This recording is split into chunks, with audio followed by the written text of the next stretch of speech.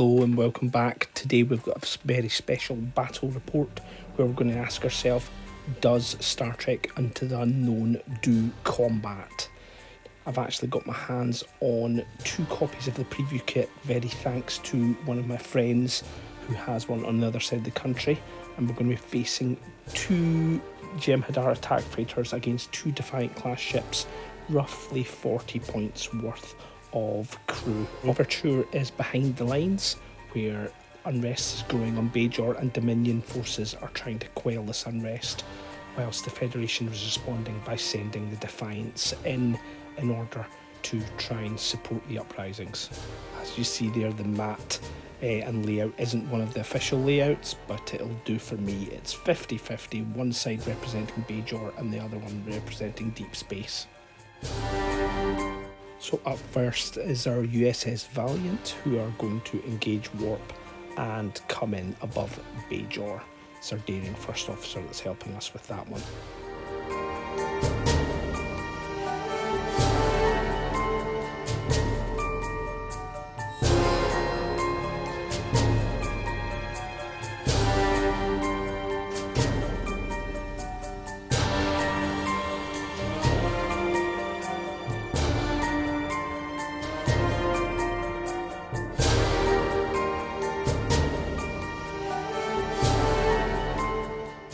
And the first of the Jem'Hadar respond by engaging warp and coming in to above Bajor as well.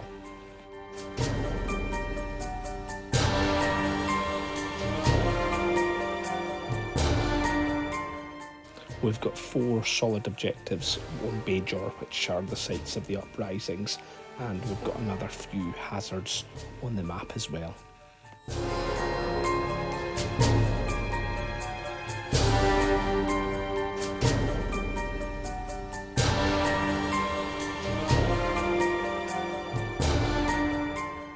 Benjamin Sisko is now coming in, engaging warp to join the USS Valiant.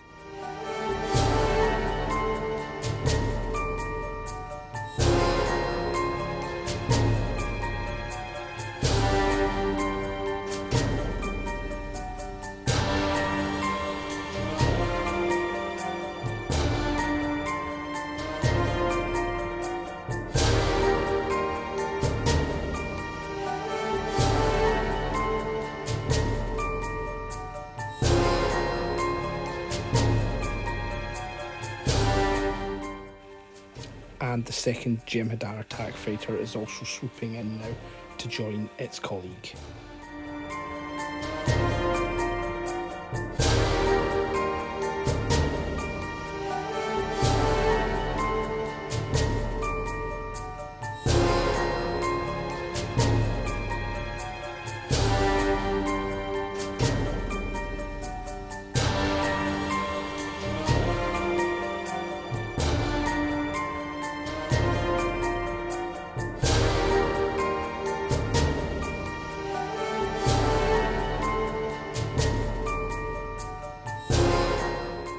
USS Defiant has arrived at the first area to do its first missing action, supporting the uprising. This is just a variation on the Quell uprising mission action in Delicate Negotiations. So that was 5 successes, much more than needed, so we used our instrument power reroll and we managed to get a breakthrough success. So because of the victory conditions, you get 1 victory point plus an extra victory point for no other faction having any control in the area. The Jem'Hadar follow suit with a Quell uprising in their area. Unfortunately, the Jem'Hadar rolled quite poorly there and we failed this mission action even with rerolls. We did, however, get an analysis result which allowed us to move the influence tracker, but unfortunately the Jem'Hadar do get some peril for that.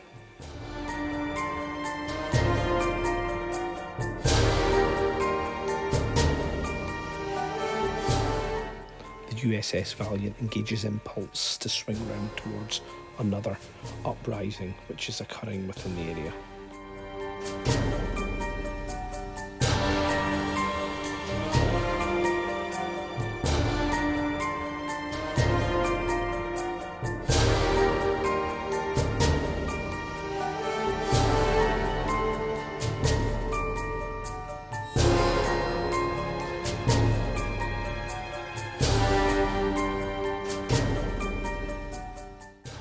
Jem'Hadar attack fighter now attempts to quell unrest at the original objective.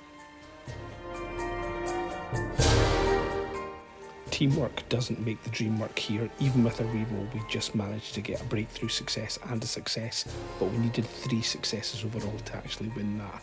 We do get to move the influence, which is now at the very top end of the Dominion one, but that fighter also gets some peril. Into the standby phase, and the Jem'Hadar try yet again to quell the unrest at this objective.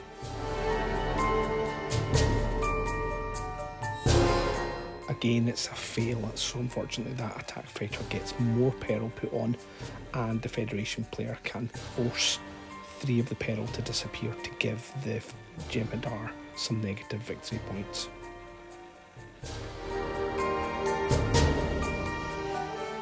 The USS Valiant now supports the uprising, and it's another really strong result for the Federation. We got a success and 2 breakthrough successes, which will give us a victory point plus another bonus victory point because there's no Dominion flags in the area.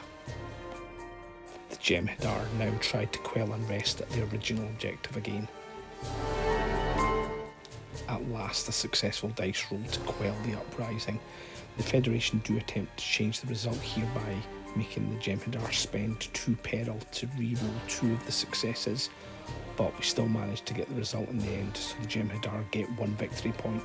But because the Federation have some flags in the area, they don't get that bonus for that breakthrough success. The Defiant now plunges forward with its impulse power in order to race towards that last objective in the sector.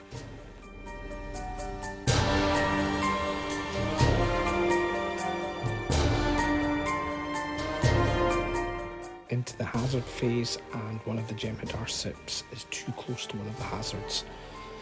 As you'll see, reveal number 3, which is a loyalist uprising from the Federation.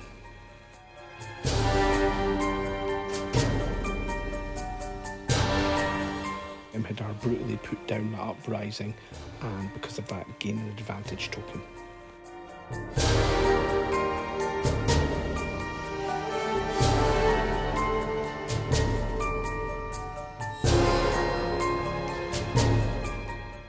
Pretty standard ready phase coming up. Both sides only get 3 officers that they can refresh, but they get to move them around a bit, and they obviously get to regenerate some power.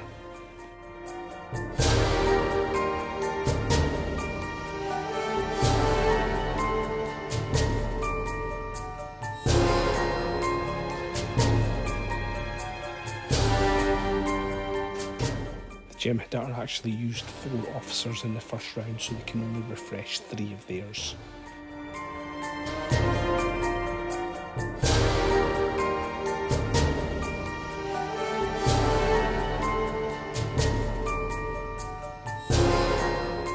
Moving into the hail phase, we're not actually using hails in this mission, we're just using the combat directives, but the Jem'Hadar decide to flip to combat because they're trailing by more than 2 points.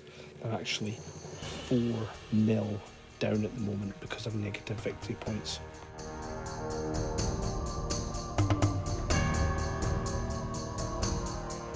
The Jem'Hadar now move forward towards that final objective, seeing that the Defiant is closing in on it.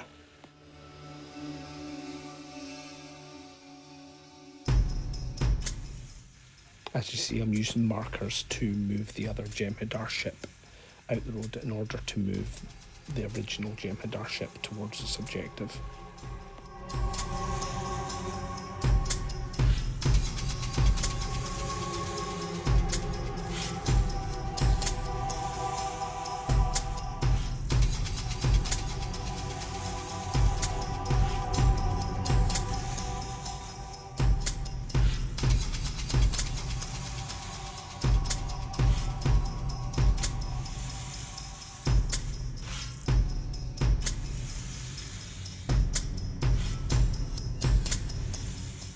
Cisco calls yellow alert because he sees the Jem'Hadar closing in.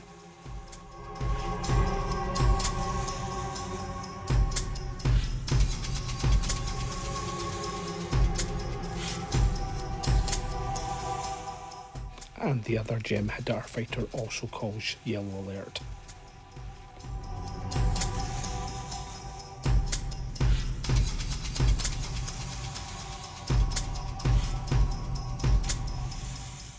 Seeing things are heating up, the Defiant begins to open fire with its pulse cannons. And yes, this is a hostile action for the Federation, so they can flip their card to the hostile side, but they do get negative victory points.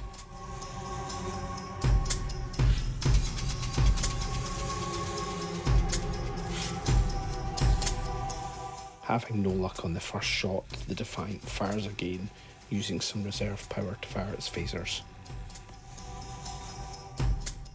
That's 3 hits. It's got over 2 evasion of the Jem'Hadar fighter. They've only got 1 shield, so they can only take 1 reserve power off for the shields, and the rest comes off their hull. So they're now sitting at 3 hull, and they get a damage card, so their guidance system is shot. That's going to have a big impact on their movement. Moving into the standby phase, the Defiant goes first and tries to snag another victory point by supporting the uprising on that objective.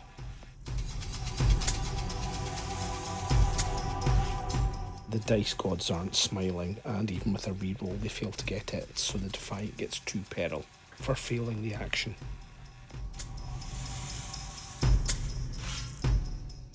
The Jem'Hadar now try and get that last objective.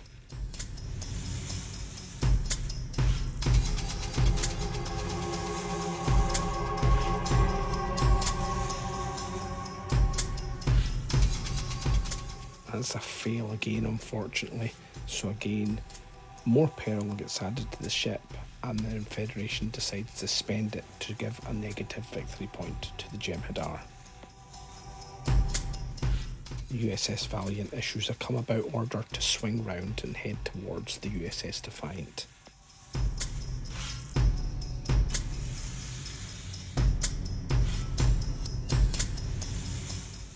It's the Jem'Hadar's turn to go on the offensive, shooting at the Defiant.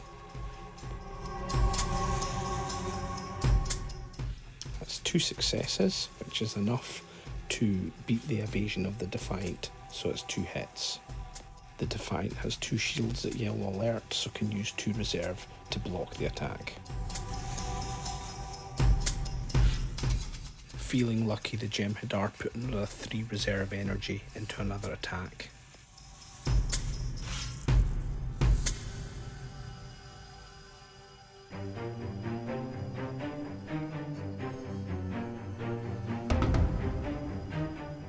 Two successes, that's another hit, but we're spending our advantage token to get a reroll. That actually gives us an analysis result, triggering Pierce.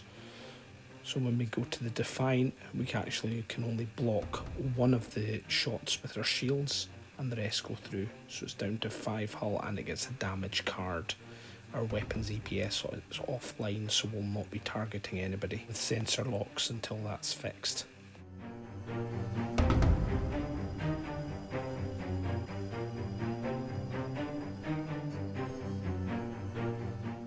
The Defiant moves its engineer up to engineering in order to get a boost to its reserve energy, because it's currently sitting at 0.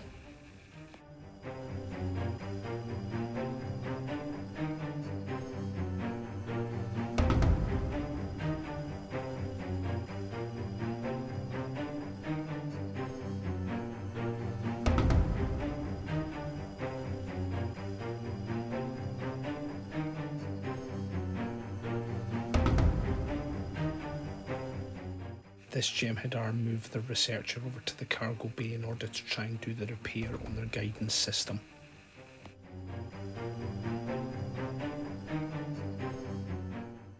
Round 3, this is the final round before the complication will kick in. USS Defiant decides to push the attack a little bit here and fire again.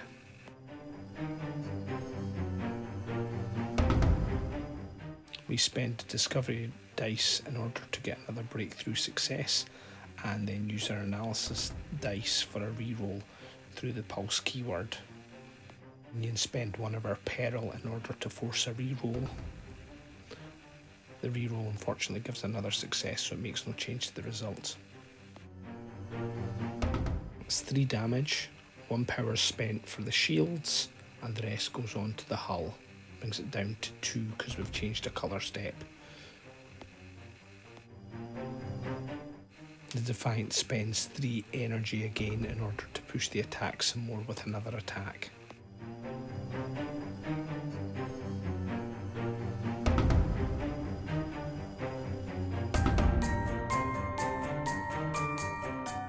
More successes, but spending that peril by the Dominion forces us to re-roll again. I probably should have re-rolled the 2 success dice there, but I didn't. What can I say? Mistakes were made. Lol. So that's 3 hits on the Jem'Hadar. Only 1 can be blocked with the shield, so that's 1 energy off there. And it goes down another colour step there, and the crew gets damaged.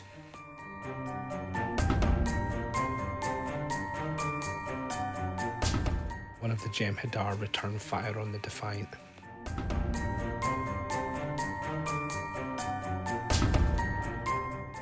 A very good dish result here, that gives 5 hits on the Defiant. The Defiant has 2 reserve energy left to power the 2 shields it's got, and the rest go on the hull.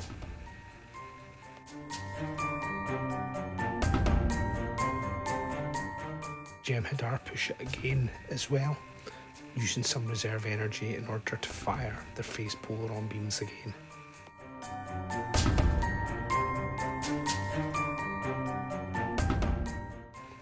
Oh, another great attack. 5 hits. The Defiant has no shields left, so all goes into the hull. It can only move down 2 steps. It does get some crew damage, and it takes it down to amber with 2 hull. Sitting in the wings, the Valiant decides to call yellow alert.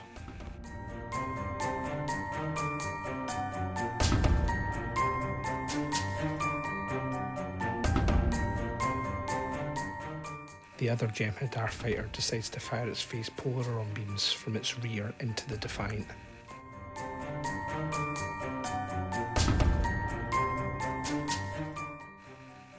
And we get a re-roll from Relentless. Analysis token gives us Pierce, but we don't actually need it because there is no shields on the Defiant, so it's 3 hits go through. That takes us down to Disabled. The Defiant's now pretty much a sitting duck. The Jem'Hadar can't actually fire again out of its rear, it only gets 1 attack, but it does have photon torpedoes, and as the Defiant's a bit of a sitting duck, it seems the perfect opportunity to put some hurt on it.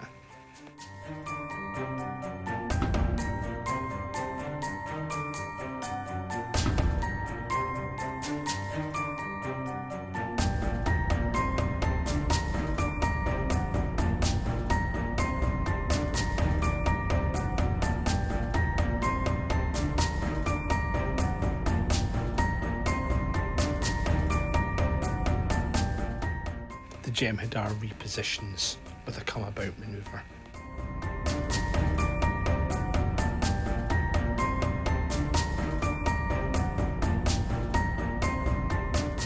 Seeing how much trouble the Defiant's in, the Valiant tries to swing in with its impulse power.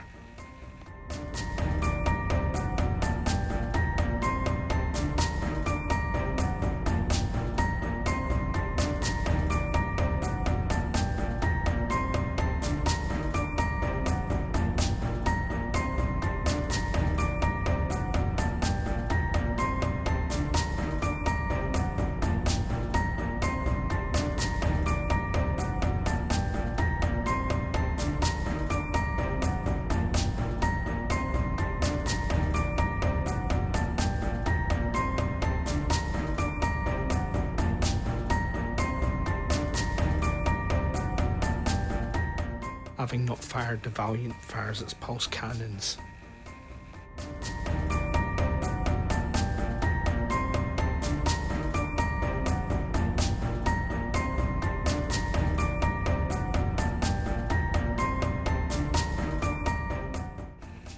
The analysis result gives us pulse 2, so we actually get to reroll 2 dice.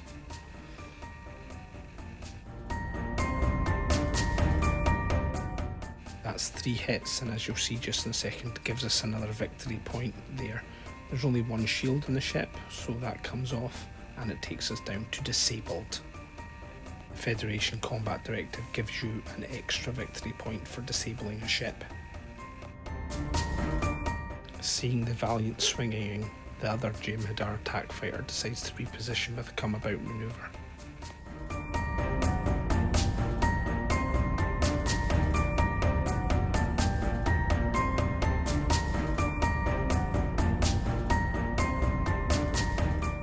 As the photon torpedo is within 1 inch before movement, the proximity detonates, and so the Defiant gets another few hits put into her. It's a sad day. Ben Sisko and the crew of the Defiant are destroyed.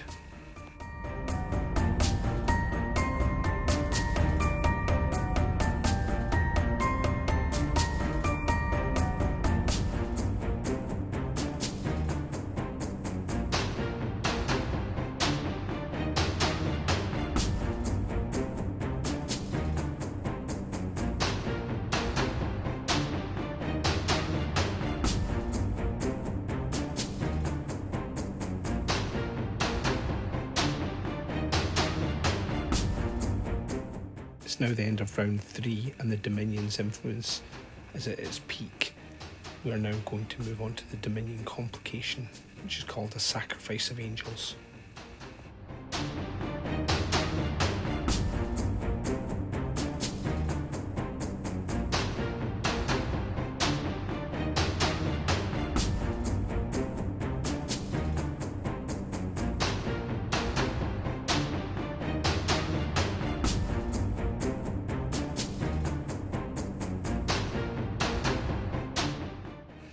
Both sides sense that Deep Space Nine is lying undefended. The race is on to capture Deep Space Nine and secure it for each side.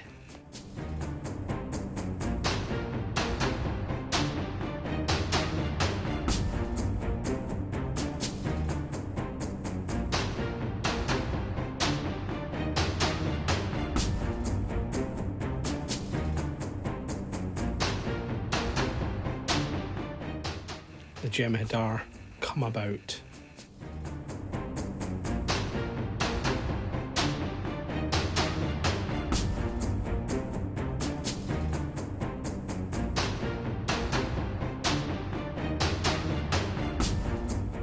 Seeing the Jem'Hadar turn towards Deep Space Nine, the USS Valiant does the same with another come about manoeuvre.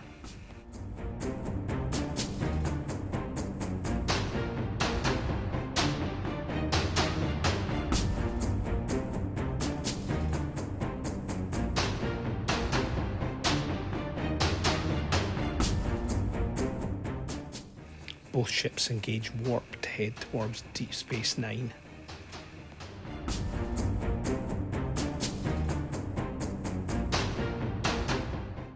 This complication actually has 2 sets of mission actions that need to be achieved in order to take on the mission. Firstly, a mission action will need to be achieved to neutralise the station's defences, and then we need to beam away teams onto the station and be holding it by the end of a round in order to score a victory.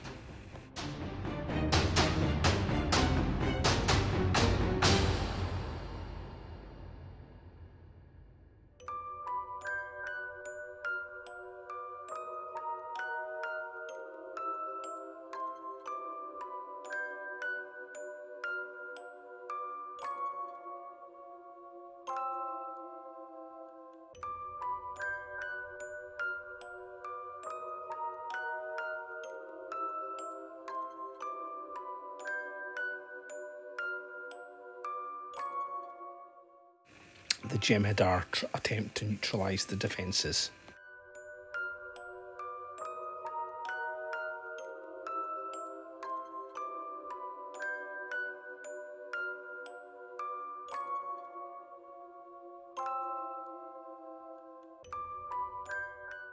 With our instrument power rerolls, that actually gives us more than enough to succeed. That gives us 1 victory point for successes, and for the breakthrough victory points we get another victory point. The USS Valiant strikes, firing its pulse cannons into the rear of the Jem'Hadar ship.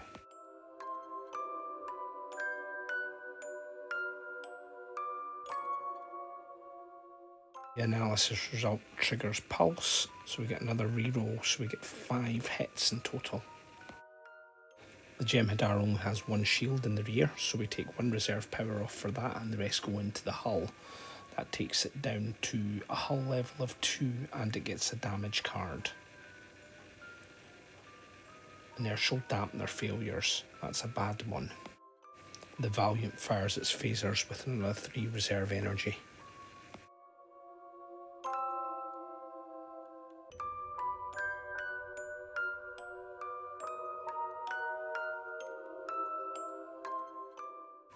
Two hits is enough to strike the Jem'Hadar ship.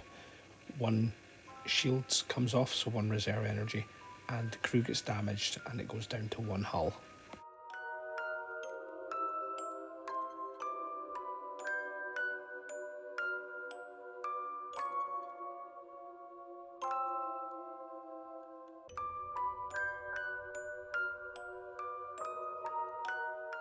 The reserve phase consists of refreshing our officers, building our energy back, using a ready action to form a team, and getting someone over to our transport area because we're going to need them to get away teams onto Deep Space Nine.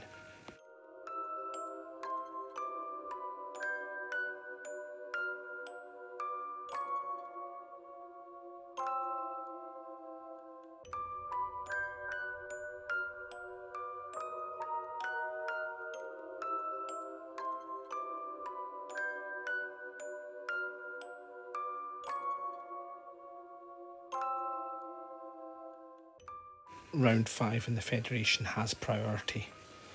Their first action is to send their away team over to Deep Space Nine.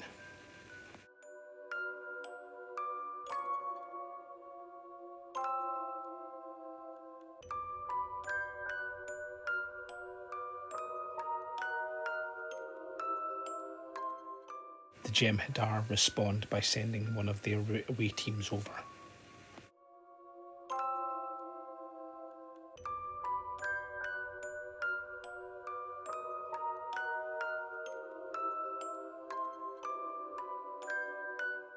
Seeing how weak the Jem'Hadar ship is, the Valiant decides to fire its pulse cannons again.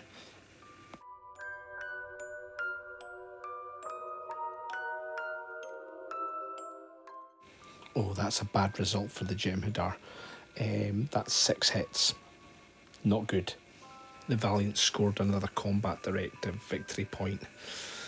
It's only got 1 shield on its rear, so that energy comes off, and then the rest of the damage goes through, taking it down to disabled. Another victory point. The Federation away team attacks the Jem'Hadar away team that's on the ship. As I've not got the core set yet, I'm fudging some of the rules here a bit just for my cursory read through of the additional rules. 3 successes from the phasers is enough to kill the Jem'Hadar away team. Federation victory. By the end of that round, they are controlling Deep Space Nine. Thoroughly enjoyed that mission there. Hope you did too. I hope it's answered the question, does Star Trek Into the Unknown do combat? I think yes it does. I'm away to post this extra preview kit back to my mate on the other side of Scotland. I'll catch you all soon. Thank you. Bye.